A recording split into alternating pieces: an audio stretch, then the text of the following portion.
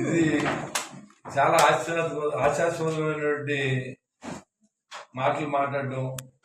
మాజీ ముఖ్యమంత్రి జగన్మోహన్ రెడ్డి గారు వైనాట్ 175 నుంచి 11 సీట్లు వరకు వచ్చినటువంటి వ్యక్తి 151 నుంచి 11 దిగజారి ఇవాళ ప్రతిపక్ష హోదానే ఇవ్వండి అనే స్టేజ్కి వచ్చాడంటే మీరు అర్థం చేసుకోవాలి.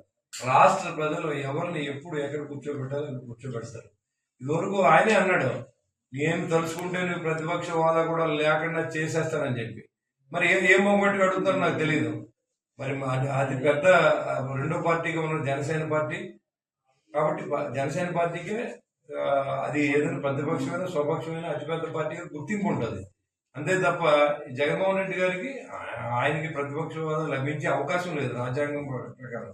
అది ఇవ్వాలా ఇవ్వక్కర్లేదు అన్నది సభాపతి గారు ముఖ్యమంత్రి గారు అందరూ ఆలోచించేవలసిన అవసరం ఉంది.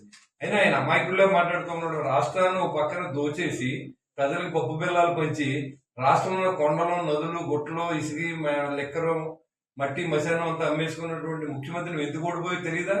ప్రజలకు తెలుసు. నువ్వు ఇచ్చి డబ్బు అంతా కూడా ప్రజలు కట్టి పనులు. ఇవాళ రేపొద్దున మనం డబ్బులు ఇచ్చినా, మనం చందాలు ఇచ్చినా, లేదా మనం ఏదైనా నిజంగా కూడా ఇవాళ పెన్షన్ ఇచ్చినా, లేదా ఇంకొక స్కీమ్ ఇచ్చినా అదంతా ప్రజలు కట్టి పనులు. కానీ మేము చెప్తాం రేపు మీకు మాట ఇచ్చారు, ఇంప్లిమెంట్ చేయాలి. ప్రజలకు కట్టిన పనుల్ని మీకు పెన్షన్గా 4,000 ఇస్తాం అంతే. అది మన సొమ్ము కాదు, ప్రభుత్వ సొమ్ముగా మనం తెలియపరచాలి. పెన్షనర్స్ కూడా లేదా జగనన్న డబ్బులు లేదా చంద్రన్న డబ్బులు బొల్సీన డబ్బులు కాదయ్యి. ఇవి మనం కట్టిన పనులు అనే విషయం ప్రజలు ఎడ్యుకేట్ చేసే ప్రయత్నం చేస్తాము. ఖచ్చితంగా అందరికీ ఇదే ఆదేశాలు ఇస్తాం. ఎందుకంటే ఇవన్నీ కూడా ప్రభుత్వ సొమ్ముతో మీకు పెన్షన్ ఇస్తాం.